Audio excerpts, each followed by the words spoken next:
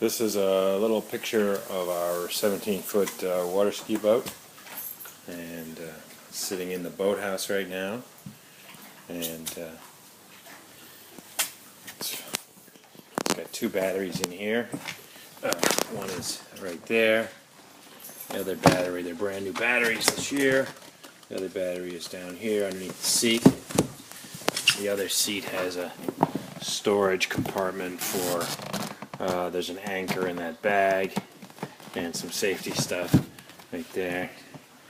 The dashboard's there, and it has two speedometers for what you want to keep it up to on the turn. And let's see if it